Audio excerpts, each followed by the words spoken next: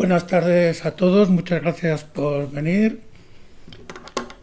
Estas charlas tienen una ventaja y es que las vais a recordar como las charlas de la gafarra del 40 años después. Pues recordar que han coincidido y van a coincidir y entonces se os van a quedar bien espero que en la memoria. Vamos a hablar de dos imágenes de Grecia.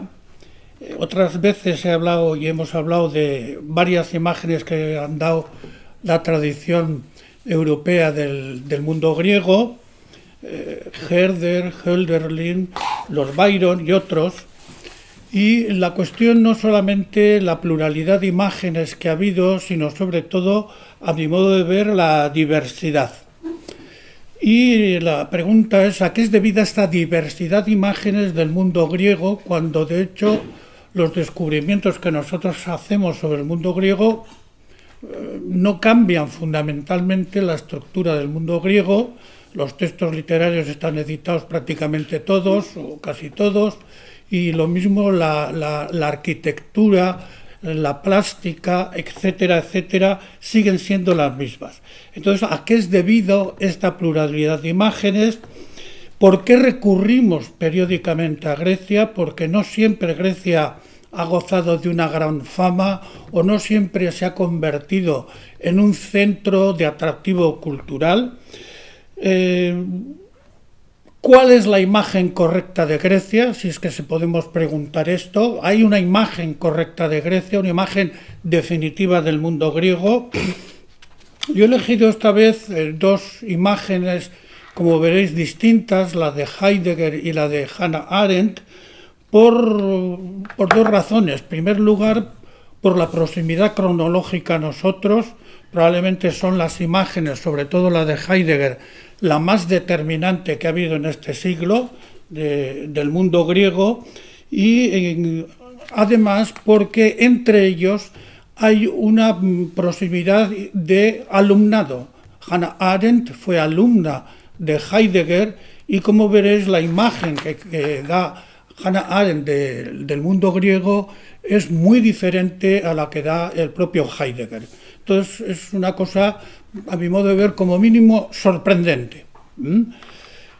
Voy a empezar hoy, vamos a dedicar hoy la charla a la imagen que Heidegger da del mundo griego. Heidegger dedicó al mundo griego muchos cursos, y ya os he dicho que es probablemente la imagen determinante que hoy los filósofos tenemos del mundo griego. Digo, la estructura básica y fundamental. Heidegger, para dedicarse al mundo griego, parte de un análisis del presente, de la sociedad actual. Es decir, no recurre a Grecia como hace un historiador, como hace un arqueólogo, sino que hace desde la preocupación por el mundo actual.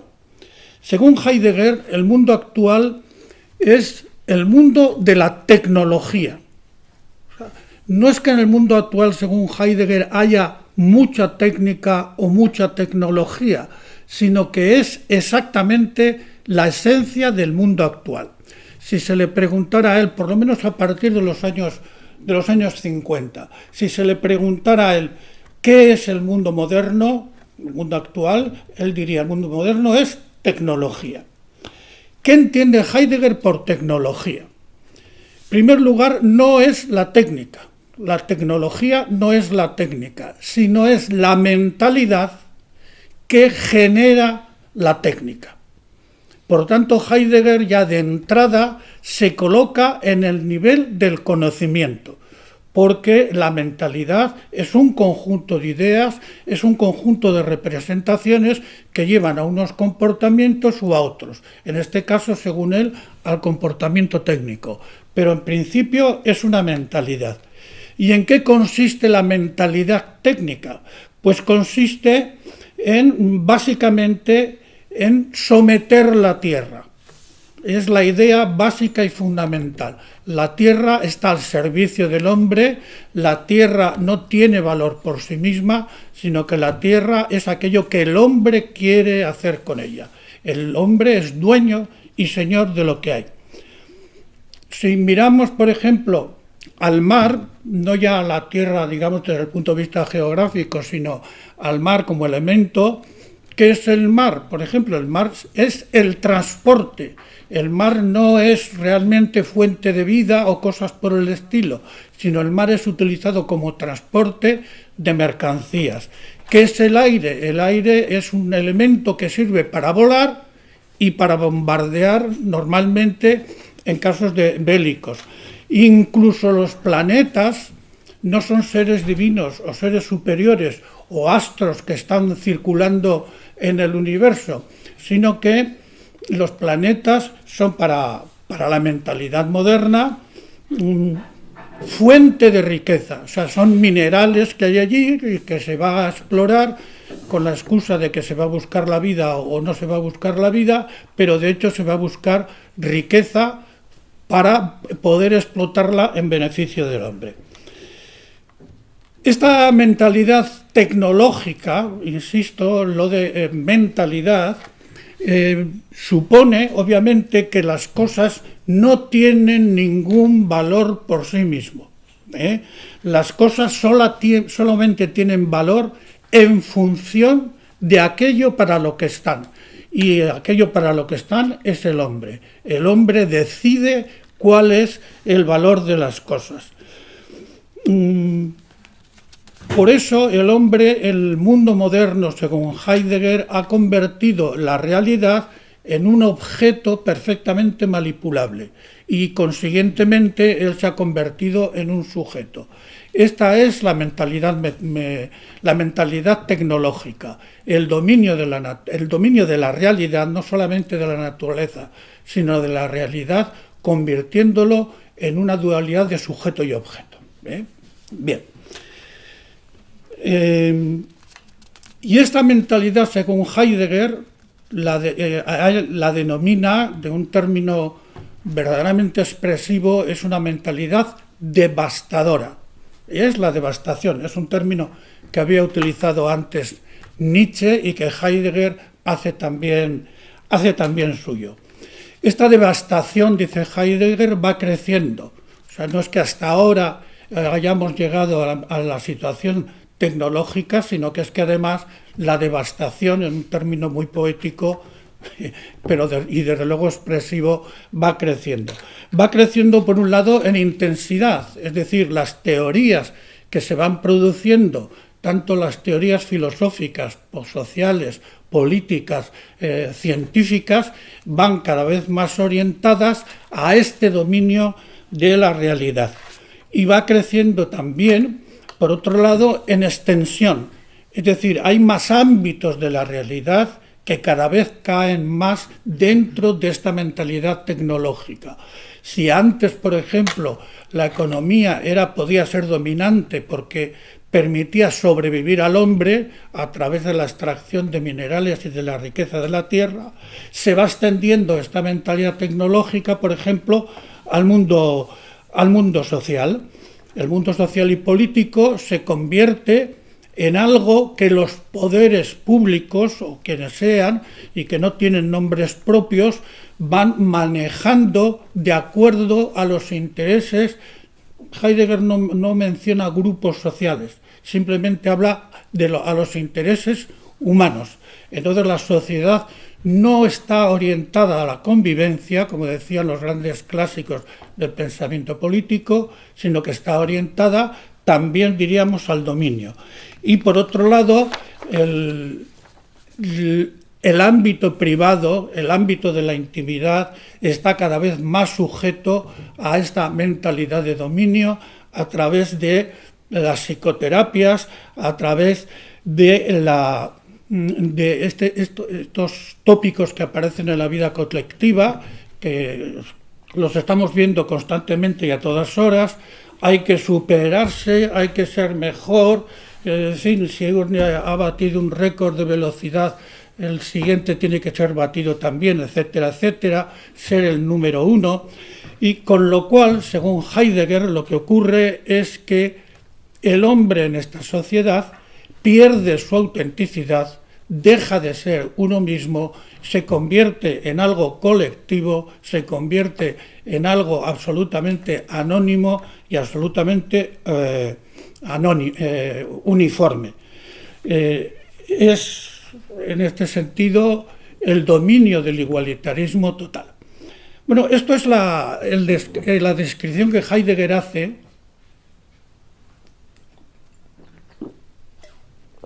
de la sociedad actual y del proceso en que la sociedad actual está metido, el proceso del dominio permanente de la realidad.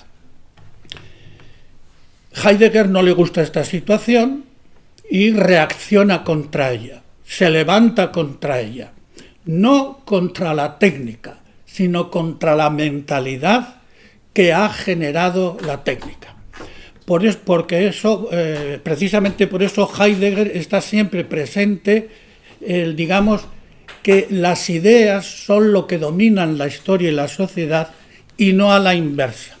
En esto Heidegger es un filósofo absolutamente clásico, y por clásico quiero decir como los idealistas alemanes, que siempre defendieron que es la razón, que son las ideas las que dominan los procesos históricos y no, como decía luego Marx, o va a decir Marx, son los procesos económicos los que dominan las ideas. Heidegger lo tiene claro.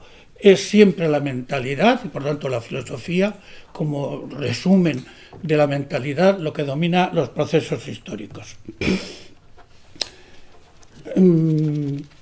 ¿Y cómo se va a oponer Heidegger a esta concepción del mundo? Se va a oponer de varias maneras, pero a mí me interesa una, es recurriendo a Grecia. Y va a ser Grecia un modelo de lo que no es el mundo actual y remedio a lo que puede ser el mundo actual. Y ya os digo que con esto Heidegger no actúa como un mero historiador.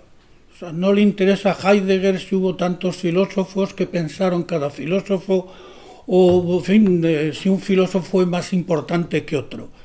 Toma la mentalidad griega como un todo y intenta descubrir cuáles son los principios básicos que sustentaron aquella mentalidad. Grecia, por tanto, va a ser para Heidegger un antídoto y una crítica al mundo presente, no simplemente una decoración sobre lo bonito que pudo ser aquel mundo o lo interesante que pudo llegar a ser frente a otro tipo de culturas.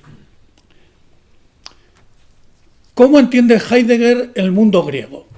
Es decir, presupuesta esta concepción global del mundo griego como antídoto del presente, ¿cómo entiende Heidegger el pensamiento griego?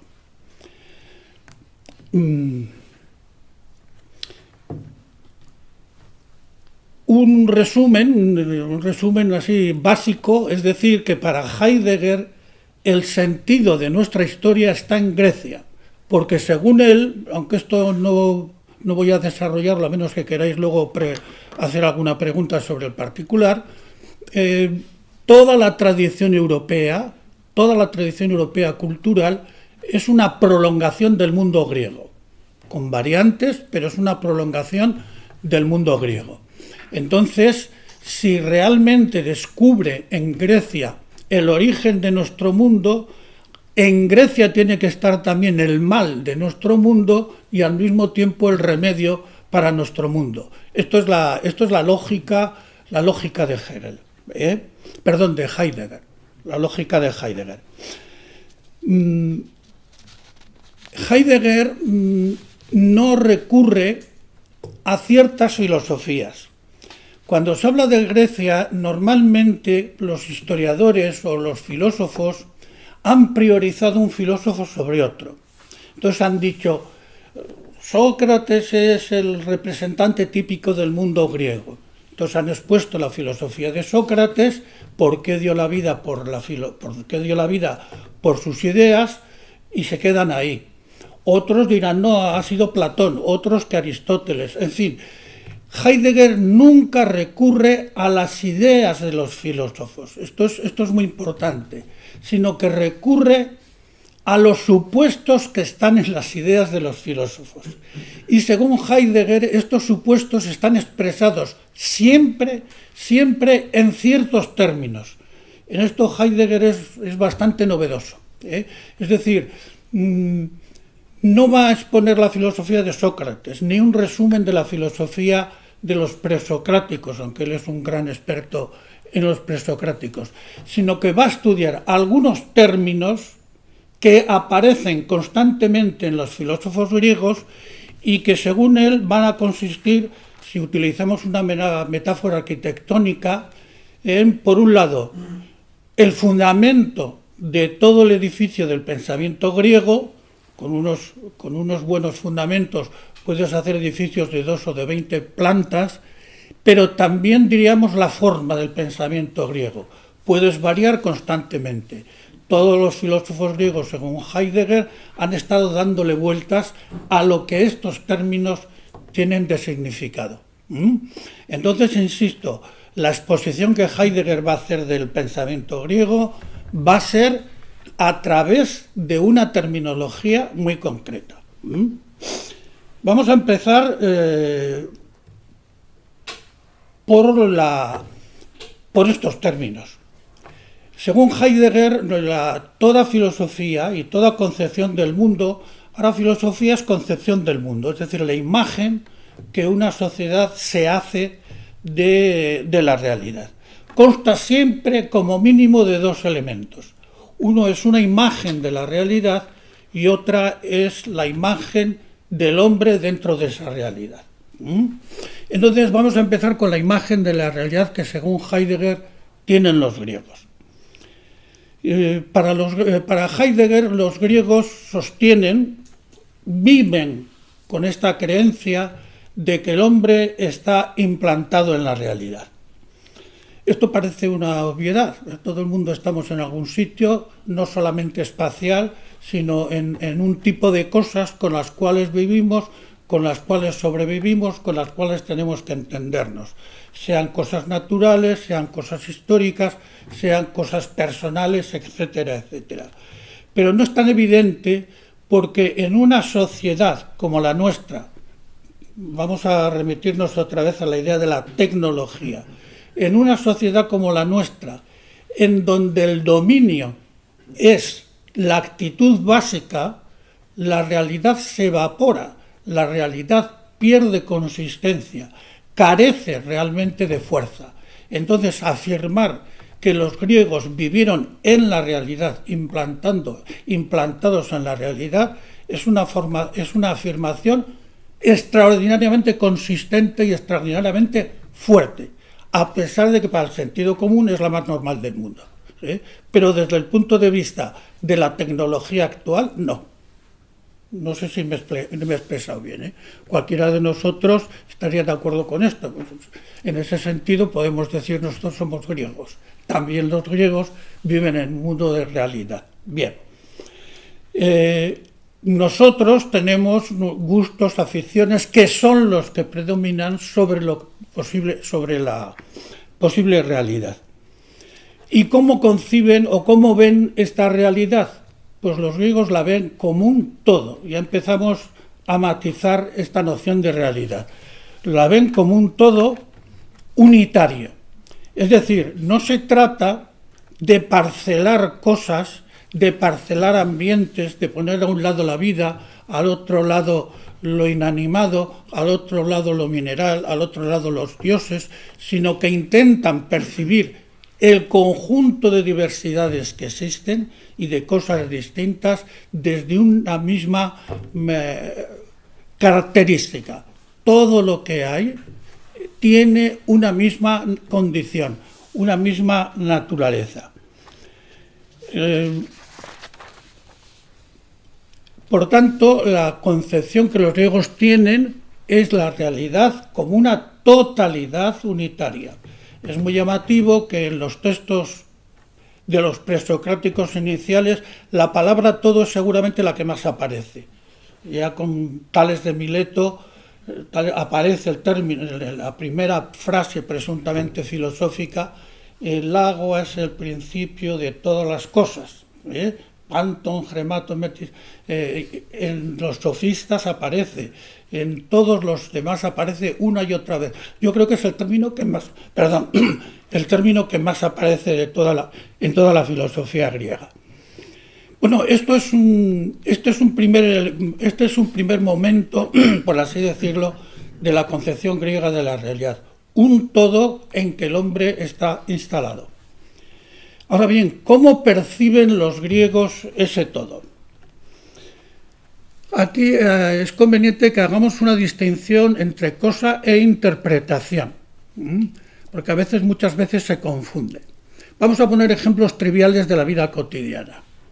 Supongamos un árbol, supongamos un pino, que está en el campo por donde nosotros pasamos todos los días.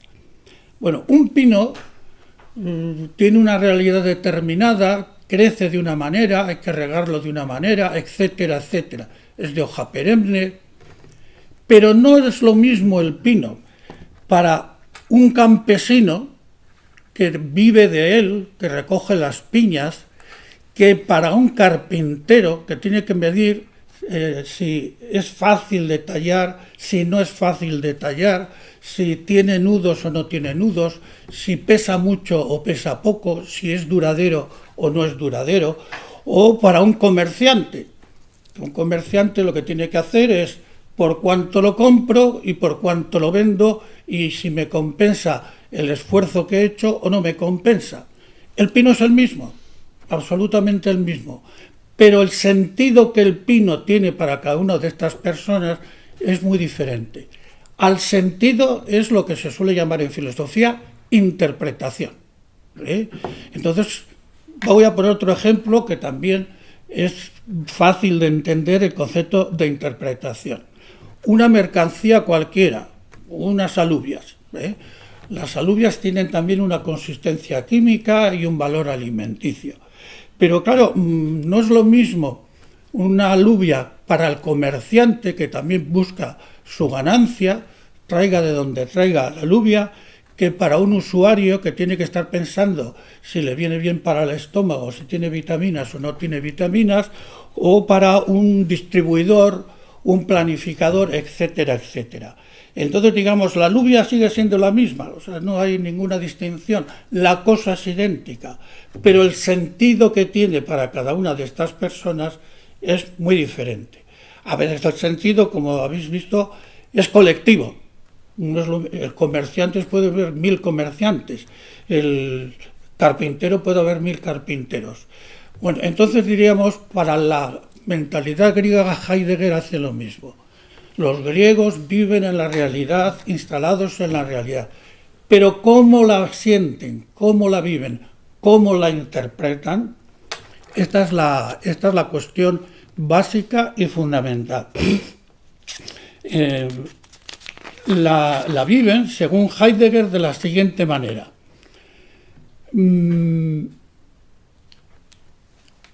Según Heidegger, los griegos viven la realidad como algo que está creciendo desde sí mismo, como algo que se está sustentando, realmente como una planta. La planta obviamente recibe muchos estímulos, pero la planta tiene en sí mismo una fuerza inicial que hace que esta planta se despliegue dentro de sí misma, adquiera las formas que tiene y no otras, y esto es lo que podemos llamar la realidad es autosustante. Es importante distinguir esto del concepto cristiano, por ejemplo, que es el en el que nosotros vivimos. Para nosotros la realidad no es autosustante porque ha sido creada. Repito, sea verdad o falsa esta idea. Entonces, digamos, Dios al crear un mundo hace que ese mundo no solamente en origen proceda de Dios, sino que es que en su misma sustentación y permanencia debe su existencia al propio poder de Dios. Para un griego esto es impensable, absolutamente impensable. Es la naturaleza o es la realidad, perdón, la que por sí mismo se mantiene. Y esta sustentación es, por eso, energía pura. La energía no es algo que está ahí, sino algo que se transforma, algo que cambia, algo que tiene fuerza. En esta autosustentación, la realidad se pluraliza, se hace diversa. Se pluraliza en seres vivos, en seres inertes, en individuos concretos, en ciudades y organizaciones políticas, en dioses, en hombres. Los dioses forman parte de esta realidad, no son ajenos a ella. Tienen peculiaridades, pero forman parte de esta energía autosustentadora que es la realidad. Y además, la realidad no solamente surge o se autosustenta y se autotransforma, sino que además se ofrece, por así decirlo, a otros. Los seres que surgen de la propia realidad están abiertos unos a otros. Unos animales a las plantas a los dioses a los hombres, etcétera, etcétera, etcétera. Y están abiertos también, obviamente, y ofrecidos al propio hombre. Estos tres rasgos a una, es decir, el conjunto de la realidad como algo que se autosustenta, transformándose y ofreciéndose unos a otros, es lo que los griegos llamaron physis.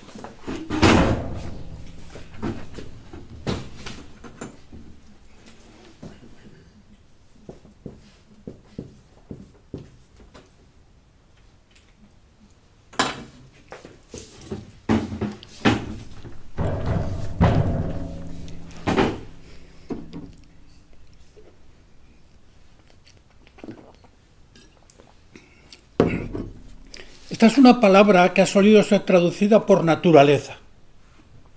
Y es muy difícil. De esta palabra viene físico. Ninguna de las dos traducciones es correcta según Heidegger. Lo físico porque está reducido a lo material, aunque la materia actual no sea la materia la materia del siglo XVI, XVII, XVIII, pero sigue siendo un ámbito absolutamente restringido. El de la materia, por ejemplo, lo físico no abarca no ya lo espiritual, sino lo histórico, no abarca la vida del hombre, la convivencia, etcétera, ¿no? Entonces no se puede traducir por físico. En segundo lugar, tampoco por naturaleza, porque la naturaleza en el mundo actual es lo opuesto al hombre. El hombre vive por sobre la naturaleza. El hombre vive no ajeno, vive dominando o no dominando o utilizando la naturaleza. La naturaleza sería el ámbito de lo no humano, y en cambio en Grecia la physis abarca también lo humano. Entonces la physis griega es un modo de realidad, es una manera como los griegos conciben la realidad. La physis abarca todo, absolutamente todo, menos lo que el hombre hace, que eso es artificial, eso sí se opone a lo artificial, pero, repito, la physis es esta totalidad unitaria interpretada y vivida como algo emergente, energético, que se autotransforma en sí mismo y se abre a los demás. Esta es la idea básica que tienen los griegos de la realidad.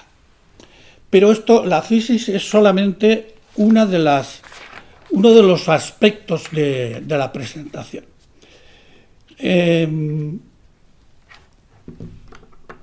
dicho que el hombre forma parte de la physis y que las cosas se ofrecen unas a otras y también al hombre. Vamos a precisar esta noción, según Heidegger, que ocurre en Grecia entre, digamos, la noción de physis y la noción del hombre. ¿De dónde surge la physis? Es una pregunta que se hace Heidegger, porque si es emergente, tiene que surgir de algo. Bueno, entonces Heidegger aquí recurre a una serie de términos que algunos de ellos se han masificado en la historia de la filosofía y otros nos suenan mucho más a metáfora, pero son los que Heidegger utiliza. Entonces dice, bueno, si la physis surge es porque viene a luz, viene a la claridad, viene a la superficie. Al venir a la superficie significa que procede de algo profundo. Y en tercer lugar, esto profundo es donde esa realidad que está amaneciendo permanentemente estaba protegida. De modo que la physis, como existencia real, como cosa real, es una manifestación de algo oculto, de algo protegido y de algo profundo. Consiguientemente, lo contrario va a ser lo físico. Lo físico es lo luminoso frente a lo oscuro, lo desprotegido y arriesgado frente a lo protegido y al mismo tiempo lo aparente frente a lo oculto. La noción de luz y luminoso, esto es una metáfora que casi no nos damos ni cuenta, pero que ha dominado el pensamiento occidental. ¿Qué palabra utilizamos nosotros para decir cuando una cosa se entiende? Pues que es clara, que un profesor explica muy bien, que es muy claro. Es un término, ¿por qué no decimos que huele muy bien? O que es agria, una exposición que es agria, eso ya nos suena horroroso.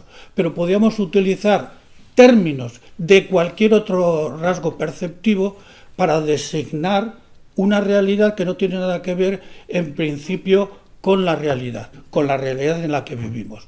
Bueno, pues al conjunto de estas características de la physis, en virtud de la cual la physis se relaciona con el hombre, es lo que Heidegger llama aletheia, o según Heidegger los griegos designaron como aletheia.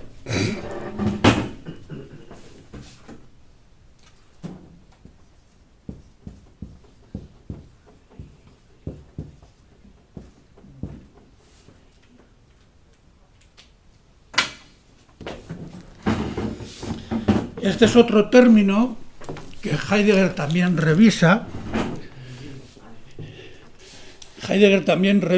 Porque se suele traducir por verdad. Y si tenéis que, para ponernos, digamos, más en situación, nosotros solemos entender por verdad una palabra, un enunciado que dice cómo son las cosas. Si yo digo aquí, pues estamos 15 personas o 10 personas, sería un enunciado y es verdadero. Si yo digo que somos 10 y resulta que hay 11, pues es falso. Y si resulta que estamos 10, es verdadero. Bueno, eso no tiene nada que ver con lo que Heidegger interpreta la noción física del mundo griego sobre la aletheia. La aletheia es el hecho de que la realidad se ofrece a las cosas que hay. Se ofrece, además, arriesgándose y al mismo tiempo como manifestación y como luz. Es como si la realidad fuese una especie de fosforescencia gigantesca ante todo lo que hay. Eso es la aletheia griega. No es una cosa distinta a la physis. Es la physis misma en su condición de explicitación. ¿Está entendido esto también? Es complicado, pero intentar hacer un pequeño esfuerzo. Bien, esto es la noción, por tanto, griega de aletheia. De ahora en adelante me vais a permitir que utilice solo términos griegos que van saliendo, porque es que si utilizo el término verdad vais a enchufaros inmediatamente a la noción nuestra de verdad, es decir, a la noción cotidiana de verdad, que es por cierto la de Aristóteles, y a la noción, y si hablo de naturaleza, pues vais a entender también por la physis por naturaleza nuestra, que repito no tiene nada que ver. Entonces voy a hacer por favor el ejercicio de cuando hable de physis, pensar en esta totalidad emergente y fosforescente, si se me permite la expresión. Esto es desde el punto de vista de la propia physis, sea, la realidad como physis, pero tenemos la otra cara. ¿Qué es el hombre ante esta physis? ¿Cuál es la actitud del hombre frente a esta physis? Pues podían ser, como en el mundo actual, la de rechazo absoluto, la de dominio absoluto, la de adoración, como en ciertos pueblos primitivos o en la tradición judeo-cristiana. Según Heidegger, la actitud de los griegos frente a la physis era, en primer lugar, la de aceptación. O sea, ahí hay una cosa, esta cosa es superior a nosotros, es prioritaria a nosotros formamos parte de ella, y luego no tenemos más que decir en principio. En primer lugar, la aceptación. Aceptarla tal y como es decir, reconocer su dominio sobre nosotros. En segundo lugar, reconocerla en su totalidad. Si la physis es un todo unitario, hay que captar, el hombre debe tomar esta totalidad como un conjunto y no ciertas partes que prioricen sobre otras. Y en tercer lugar, fomentarla. El hombre no solamente debe estar pasivo, existe esto en donde nosotros estamos, no solamente debe aceptarlo, sino además hacer todo lo posible para que esta physis no sea lesionada, para cuidarla, en último término, cuidarla. Y a esta actitud del hombre de cuidar la physis, de aceptarla como prioritaria, Heidegger lo llama logos. Según Heidegger, los griegos lo llamaron logos.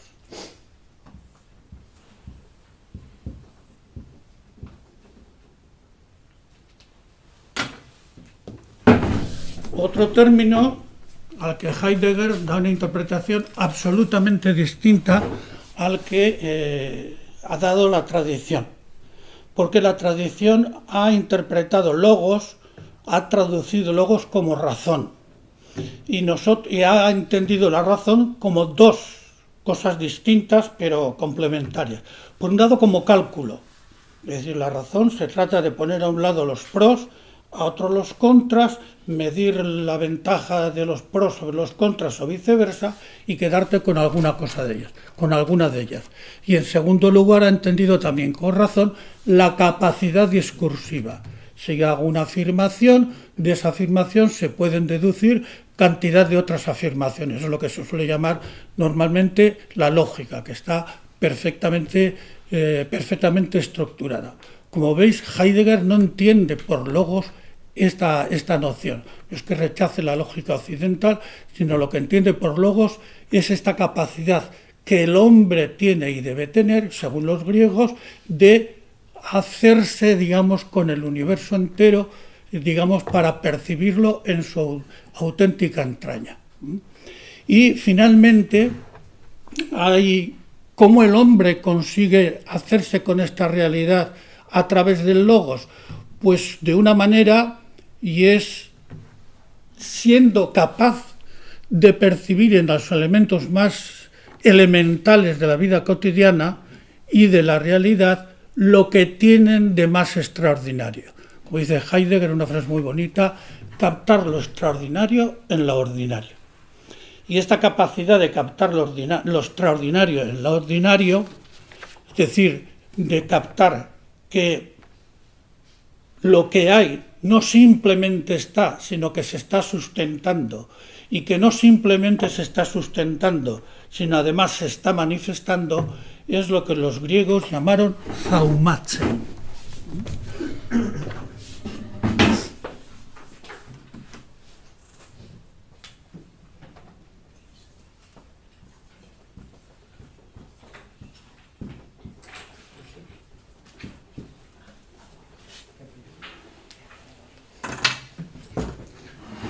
Que se suele traducir por admirar y admiración, y yo creo que eso sí es un término que Heidegger aceptaría. Es una forma, diríamos, la admiración, no hay una admiración cotidiana, a veces entre cosas anómalas, un chal que nace con dos cabezas, pero lo verdaderamente admirable es captar, diríamos, esto que todos los días hacemos, ¿qué tiene realmente de extraordinario?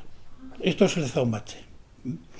Bueno, pues con esto, esta actitud de Zaumache es muy rara por dos razones. Voy a poner dos actitudes contrapuestas. Por un lado, por la rutina. Estamos acostumbrados a hacer las cosas como si fueran de suyo, pero no hay cosas evidentes. Cuando alguien habla de evidencias y muchas evidencias, normalmente no sabe lo que está diciendo o está intentando manipularte, ¿no? Entonces diríamos la actitud de Zaumache, la actitud del Zauma, de la admiración, es precisamente el intentar que las cosas captar en cada cosa su diversidad, su peculiaridad, su singularidad. Y hay otro riesgo, o si queréis otra actitud distinta, que fue la del propio Heidegger, no la del mundo griego, la angustia. Es darse cuenta que las cosas que existen podían no haber existido, o podían no existir, que él llama la angustia. Bueno, entonces la actitud griega, repito, sería la del Zaumache, y en esta actitud de percibir, diríamos, lo extraordinario, es cuando el hombre es capaz de hacerse con la realidad como un todo en la verdad, en la aletheia. Bien, entonces tenemos los cuatro términos que según Heidegger definen la mentalidad griega, no una filosofía determinada, no a Platón, no a Aristóteles, que los estudió mucho, no a un presocrático, Heráclito, Parménides, no. Todos los filósofos griegos de alguna forma están viviendo esta mentalidad de la physis, la aletheia, el logos y el Zaumache. Y ahora podemos preguntarnos, ¿soluciona, volver al principio, recordar que hemos partido que Heidegger describe el mundo contemporáneo como un mundo tecnológico? ¿Soluciona esta imagen de Grecia los problemas para los que Heidegger ha recurrido a Grecia? Que esta era la finalidad del estudio de Grecia. Bueno, pues según él, sí. ¿Por qué? En primer lugar, porque elimina la devastación. Hemos dicho que la devastación es la igualación de todas las cosas y la pérdida real de valor de las cosas. Entonces diríamos, puesto que la physis es la realidad de lo primario y lo fundamental y lo que sustenta todo, con la idea de physis los griegos están más allá o más acá, si queréis, realmente de cualquier anulación, cualquier aniquilación que el hombre puede imponer sobre la realidad. Pero garantiza también la convivencia. ¿Por qué? Porque la convivencia es un lugar en donde no debe reinar la violencia, y el orden de la physis es siempre el orden de lo que nosotros ahora sí llamaríamos natural, es decir, donde los procesos ocurren con un orden y sin alterarse unos a otros, sin que una cosa ocupe los lugares metafísicos de los otros. Y el orden político, como forma parte de esta physis, tiene las mismas leyes en el fondo que el orden metafísico. Y finalmente posibilita también el despliegue de todas las capacidades humanas, según Heidegger, que era el tercer gran problema que hemos visto antes. ¿Por qué? Porque ante esta physis que se ofrece como aletheia, el hombre, cada uno de nosotros, debe adoptar una posición, es decir, debe ser autónomo y libre, y consiguientemente singular en cada una de sus decisiones. Bueno, pues esta es la imagen que Heidegger hace de Grecia y los motivos por los cuales se ocupa de Grecia. Es una imagen, como veis, estrictamente filosófica.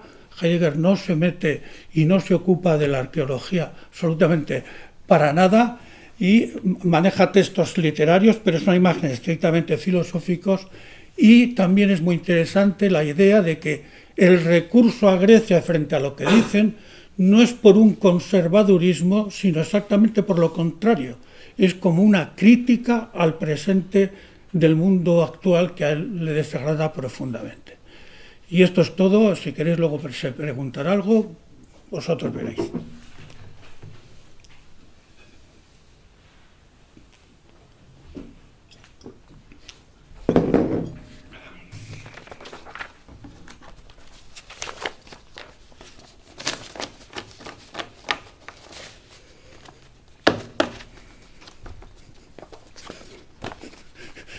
Pero que Heidegger y yo os ha nubilado.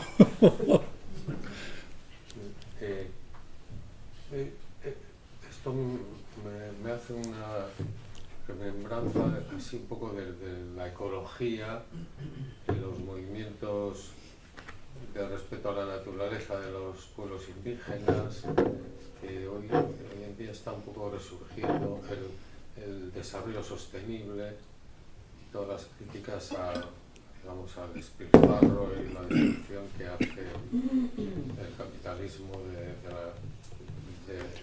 la naturaleza, hasta el punto que hoy en día el horizonte es de destrucción de la humanidad casi. Totalmente de acuerdo. Heidegger, perdón, la recepción de Heidegger o la interpretación que se ha hecho de Heidegger ha sido muy variada, y yo creo que los últimos intentos de interpretar a Heidegger van por esta línea, precisamente por su reivindicación del concepto griego de physis. Y es que es clavado. O sea, si lees los textos la mentalidad de los hombres primitivos es esta. Y Heidegger, ya entrando en un terreno no teórico, yo he expresado las teorías de Heidegger, en un terreno personal, Heidegger era un aldeano, y además se preciaba de ser aldeano. Es decir, Heidegger fue catedrático de una ciudad pequeñita de Alemania, de Freiburg y de Marburg, en la Selva Negra, y a él le propusieron tres veces antes del año 33, ser catedrático de Berlín, es decir, la universidad por antonomasia de Berlín, y se negó en redondo. Era el mayor prestigio que le podían dar a un catedrático en Alemania. Se negó en redondo porque él decía que en la ciudad, incluso en su propia ciudad, la gente no hacía nada más que cháchara. Y él vivía en una cabaña, su mujer le compró una cabaña en el monte, vivía solo, había una señora que le llevaba, pues, le hacía la limpieza a la cabaña, y esto se ve sobre todo en las cartas que él escribe a personas muy íntimas, como son su mujer, como son Hannah Arendt y como son Elisabeth Blochmann. Ahí se ve clarísimamente hasta qué punto la montaña.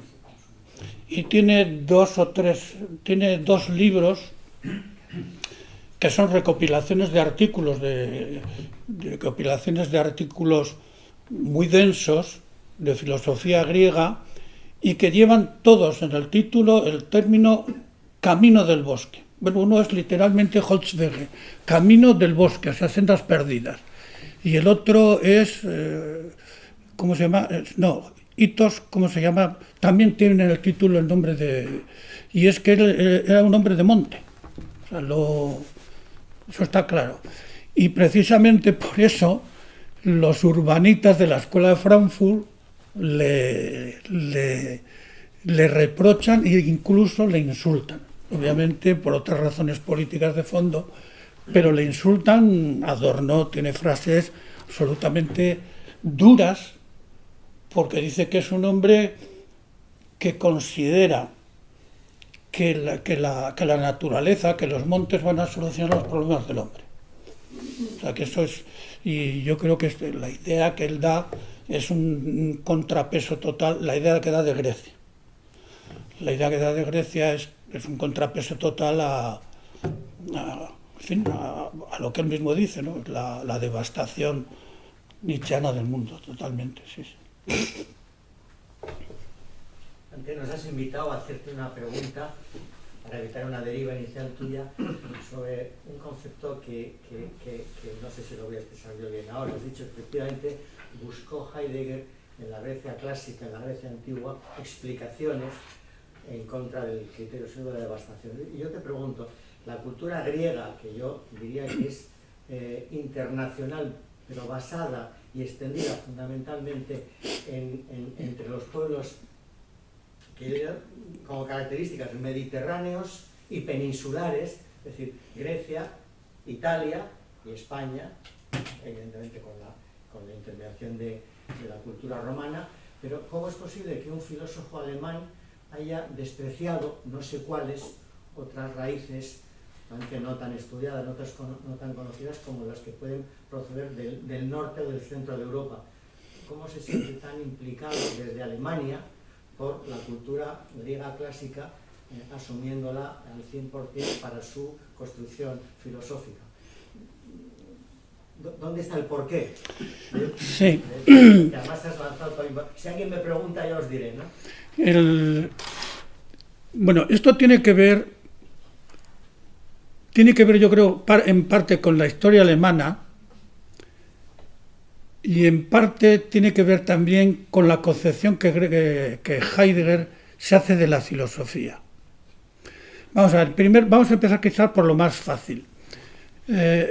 Los filósofos tienen la noción, suelen tener la noción, y desde luego Heidegger es uno de ellos, de que la filosofía explica totalidades.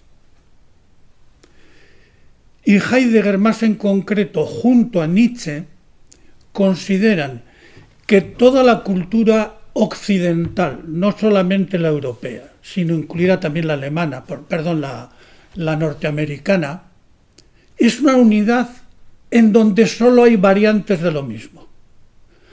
Para Heidegger el cristianismo es una variante del mundo griego. Es una variante, peculiar, pero una variante. Entonces, es normal, Heidegger considera que en el mundo griego ha habido una grieta. La grieta estaría en Platón mismo. Platón sería un pensador que por una parte, digamos, vive de todo esto que he expuesto yo, y que por otra parte cambia la noción misma de aletheia. En vez de ser una aletheia, una manifestación de la realidad, Platón habría introducido en la noción griega de verdad, si se me permite, la idea de que el conocimiento debe corresponder a las cosas.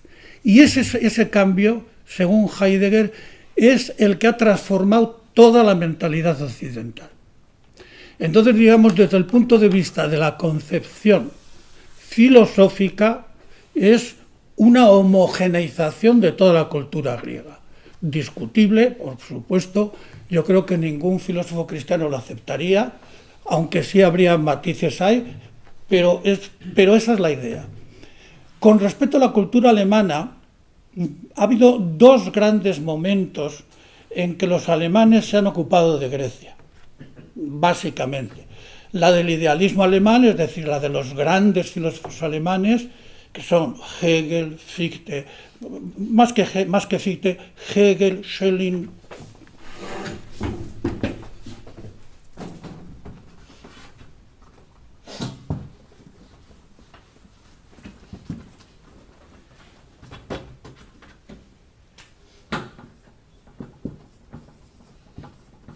Hegel,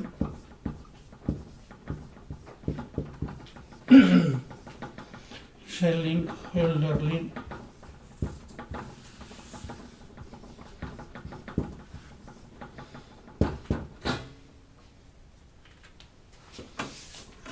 voy a mencionar solamente estos tres, Herder y más, simplemente esto, ¿no?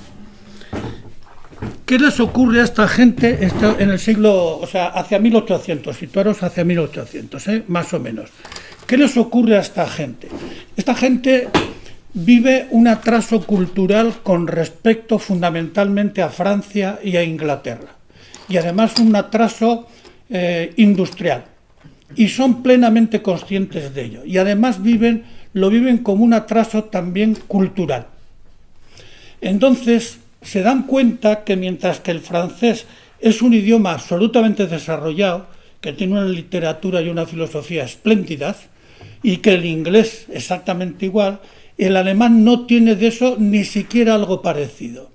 Entonces, ¿por qué recurren a Grecia? Porque es un idioma de prestigio que ha creado una cultura inmensa y tratan de introducirlo en la cultura alemana, imitando a la cultura alemana para así renovar y crear una cultura alemana propia. Es decir, la idea que tienen estos idealistas no es la de imitación al mundo griego y escribir como ellos, sino utilizar a los griegos para que para que los alemanes creen una cultura propia. Esta es, digamos, la actitud, repito, de los grandes alemanes en torno a 1800. Repito, Goethe, Schiller, pero en fin, más o menos en torno a esto. El problema de Heidegger es completamente otro, porque para el momento de Heidegger la cultura alemana ha sido absolutamente esplendorosa, y además no solamente esplendorosa, sino en el momento en que Heidegger escribe, probablemente es la cultura más importante de Occidente. Obviamente con el nazismo se viene abajo, es decir, el nazismo y luego la Segunda Guerra Mundial se viene abajo, y lo que hace Heidegger es intentar, a través del mundo griego, y esto se ve probablemente en sus cartas muy claramente, occidentalizar, o sea, a germanizar al mundo entero a través de la cultura griega, que es un proceso absolutamente inverso. Es decir, él en las cartas dice lo siguiente: es posible que en algunos de los cursos también, pero los cursos que dedicó a la política no están publicados. Fueron unos cursos del año 32, me parece, no están publicados, que yo sepa. Bueno, entonces, él dice claramente: el filósofo es el maestro de toda la sociedad. Y Alemania, por eso el filósofo debe dominar las universidades, o sea, enseñar a las universidades. A través de la educación de los jóvenes, toda la sociedad alemana se va a renovar. Y a través de la renovación alemana, como el núcleo filosófico fundamental occidental está aquí, renovaremos toda la cultura occidental. Entonces el proceso en Heidegger es inverso al que tenía Hegel. O sea, no crear una cultura alemana, sino a través de la cultura griega germanizar el mundo, la cultura universal. Es una cosa... Gracias. Gracias por la explicación.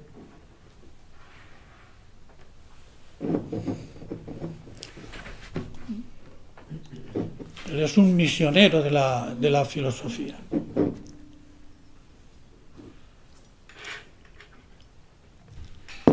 ¿Una cosa más?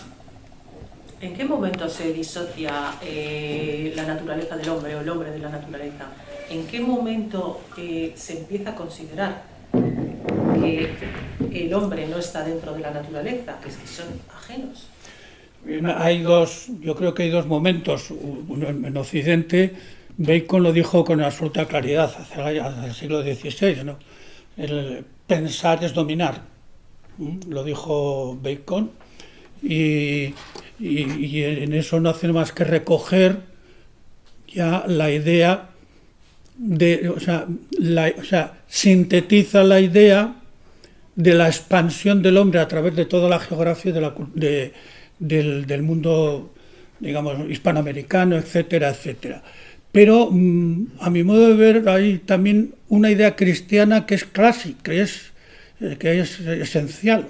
¿Recuerdas cómo en la Biblia, cuando Dios crea todo, al final crea al hombre y le dice: serás el dueño de todo? Tú serás el dueño de la realidad, perdón, el dueño de la realidad, ¿no? Esa idea parece que no tuvo ningún efecto en este sentido hasta el siglo XII, siglo XIII. Es decir, hasta ese momento predominaba la idea de que el hombre había sido creado y por tanto está dominado por Dios y debe obedecer a Dios y a las criaturas que Dios ha hecho y respetarlas. pero parece ser que a partir del siglo XIII comienzan ya a ser interpretado este texto como la idea de un dominio del hombre sobre la naturaleza y consiguientemente a fundamentar en una cultura cristiana la noción de dominio. Esto es una interpretación posible, La idea de Bacon yo creo que eso lo acepta todo el mundo. Y luego hay otros que ya todavía lo hacen mucho más atrás. Yo creo que esto es una barbaridad, pero en fin, la escuela de Frankfurt, en concreto Adorno, estos sostienen que la idea misma de razón es la idea de dominio del hombre, tanto de la naturaleza humana como de la naturaleza exterior, de sometimiento de la naturaleza a la capacidad intelectual del hombre. En una obra que fue muy famosa, Dialéctica de la Ilustración. Yo creo que esto, o sea, que sería entonces desde la aparición del hombre a la Tierra. Yo creo que esto yo creo que hoy no se puede sostener esto, pero en fin, lo digo por... Podríamos decir que esta reinterpretación o representación de todos esos términos puede ser algo que intenta a cambiar el modo de ver Grecia antigua desde Bacon o Ilustración, que han dado una prioridad a la lógica, porque, por ejemplo, physis en griego antiguo también es la identidad de las cosas, es la cosmoteoría, no es la naturaleza, sino qué es esta cosa, el ine, el Dasein, por ejemplo. Digo, puede ser esto un intento de Heidegger a ir más allá del mundo moderno, de la modernidad, desde la famosa batalla entre los modernos y los antiguos hasta el siglo XX, es decir, de la Ilustración, la revolución industrial y todo esto, que ha traído muchas cosas hasta la Segunda Guerra Mundial, aunque no sé si habla de Heidegger antes de la bomba atómica o después de la bomba atómica. Bueno, cronológicamente, cuando él tiene los grandes artículos sobre la técnica es después de la bomba atómica. Por eso lo digo. Sí, reinterpretación del mundo hacia atrás y no con un confío a la lógica y a la tecnología, porque nos ha dado una cosa muy mala. Efectivamente. Bueno, Heidegger, cuando habla de la physis, él conoce el sentido de physis como identidad de una cosa, pero prácticamente no se detiene en él. O sea, está mucho más interesado en hablar, digamos, de la totalidad de la realidad, entendida precisamente como crecimiento, que a mi modo de ver es la gran imagen que le diría Blumenberg, la metáfora absoluta que dice Blumenberg de Heidegger, que le domina.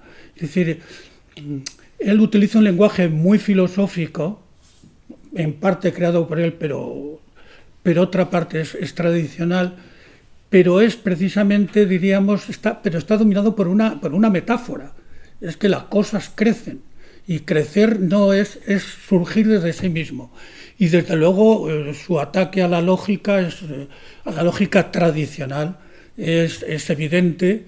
Tiene cursos sobre lógica y siempre comienza estos cursos diciendo: la lógica no trata del discurrir, sino que trata del logos, y el logos es la estructura de la realidad. Y entonces te vuelve otra vez al tema de la aletheia y demás. Yo no sé si te he respondido. Y desde luego, que yo recuerde, él no se mete en el tema de los antiguos y modernos, porque él está discutiendo básicamente con dos caras. O sea, él está discutiendo, por un lado, con estos idealistas, que estos ya tampoco hablan de los antiguos y modernos, y luego está discutiendo con Nietzsche y la posibilidad de poetizar. Él no identifica, pero aproxima el pensar, que dice él, aproxima al poetizar y consiguientemente lo aparta de la lógica tradicional. ¿A qué le llama evidencias a las ideologías? Perdona. ¿A qué le llama evidencias a las ideologías? No, bueno, el término lo he utilizado yo, Heidegger no lo... Bueno, yo llamo evidencia al uso que en la vida cotidiana normalmente hacemos, un uso yo diría retórico y falso, es decir, ideas que son tópicos, es decir, ideas que se presumen que son verdaderas, que tienen un efecto en el oyente y que impiden que el oyente discurra. Son tópicos retóricos, a ver si me explico. Hay ideas que son verdaderas.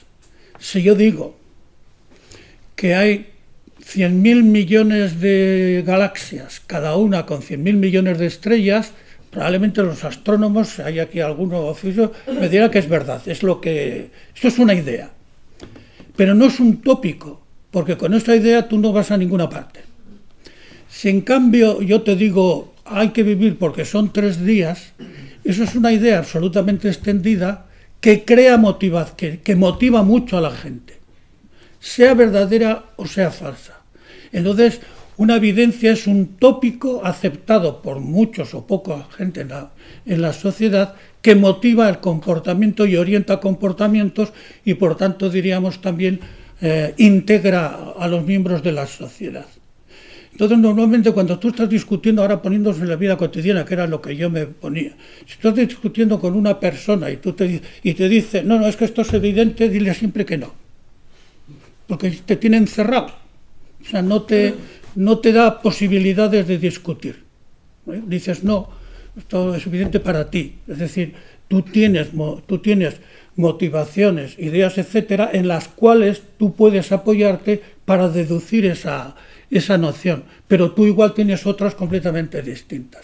Entonces, a eso me refiero yo y con respecto a Heidegger, no recuerdo que utilice la palabra evidencia, por lo menos no es un término técnico en él. Él sí distingue nítidamente entre ideología, bueno, él ya habla de visiones del mundo y filosofía. Lo distingue con absoluta claridad, además, en un momento en donde la noción de visión del mundo estaba inundando todas las academias. Para él, la visión del mundo es una imagen que los hombres, o un hombre, o quien fuera, se hace de la realidad social, de la realidad natural, de la historia, etcétera, etcétera, y que no tiene fundamento científico, porque no se puede tener fundamento científico de tantas cosas. En cambio, filosofía es un saber para él absolutamente riguroso, absolutamente fundado y además, y esto es muy importante en Heidegger, arriesgado. Es decir, mientras que la cosmovisión o la imagen del mundo o la ideología te da certezas, el filósofo está siempre a la intemperie mentalmente. Él por eso considera que es imposible una filosofía cristiana, lo dice literalmente. Es imposible, dice, es como un hierro de madera. Dice, o sea, o hierros de madera, no pueden ser las dos cosas. ¿Por qué? Dice, porque el hombre que tiene una cosmovisión, el cristiano, tiene la certeza sobre la que vive, mientras que el filósofo no tiene ninguna. Entonces no puede haber una filosofía que sea cristiana. Y obviamente no puede haber un cristianismo que sea filosófico.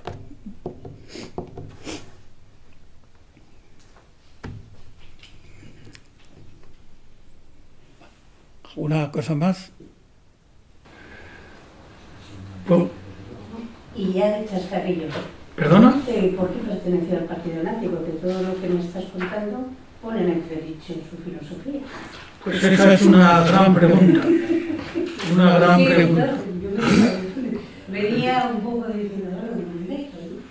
Esa es una gran pregunta. Ya sabéis que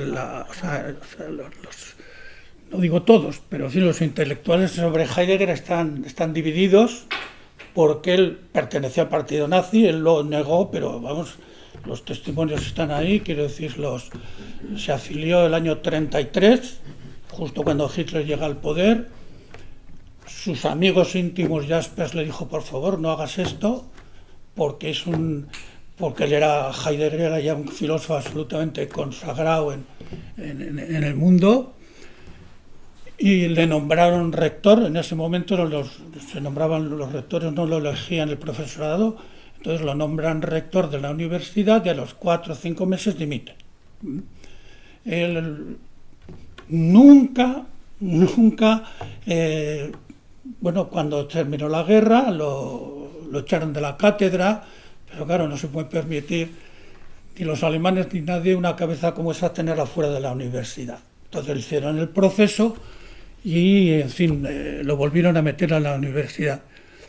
Y Heidegger jamás dijo una palabra contra el nazismo. Esto es una cosa clara. Incluso el primer curso que dio después de integrarse a la universidad, está traducido al castellano, que se titula ¿Qué significa pensar?, y que es prácticamente un comentario a una frase de Parménides. Hay en un momento del curso, no recuerdo cuántas serían, 20 sesiones, hay un momento en donde dice, y el nazismo sin merma de su grandeza, y a continuación, o sea, dice esta frase justo en la primera frase que hace. Y claro, se han dado muchas razones sobre la actitud de Heidegger sobre el nazismo, si la filosofía, o sea, que perteneció al partido nazi, eso está claro, porque se conservan los recibos de pago hasta que cayó Hitler, se conservan, ¿no? Que se distanció del nazismo también, se sabe, porque renunció a la cátedra, porque no quería seguir, al rectorado, porque no quería seguir en esas circunstancias, ¿no? Hay quien dice que la filosofía de Heidegger es una filosofía intrínsecamente nazi, es decir, que habría una coherencia total entre su comportamiento y su teoría filosófica.